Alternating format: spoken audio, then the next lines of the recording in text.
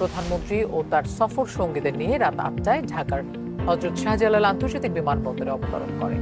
এর আগে স্থানীয় সময় বিকেল 5:30টায় জয়পুর আন্তর্জাতিক বিমানবন্দর থেকে ফ্লাইটটি রওনা হয়। ঢাকায় ফিরলেন প্রধানমন্ত্রী শেখ হাসিনা। ভারত নয়াদিল্লির ইন্দিরা গান্ধী আন্তর্জাতিক বিমানবন্দর থেকে স্থানীয় সময় বিকাল 5টায় ঢাকার উদ্দেশ্যে রওনা হন তিনি। ইন্দিরা গান্ধী আন্তর্জাতিক বিমানবন্দরে তাকে অভ্যর্থনা জানান স্থানীয় সরকারের উচ্চ পর্যায়ের প্রতিনিধি দল। বিস্তারিত জানতে আমাদের সাথেই থাকুন।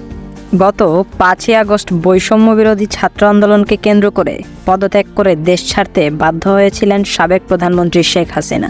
তার পরপরই সমন্বয়ক ও উপদেষ্টাদের নিয়ে গঠিত হয় অন্তর্বর্তীকালীন সরকার।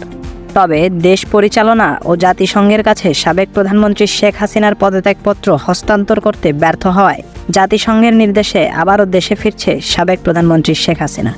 পরবর্তী প্রধানমন্ত্রী হিসেবে কাকে দেখতে চান অবশ্যই কমেন্ট করে জানাবেন।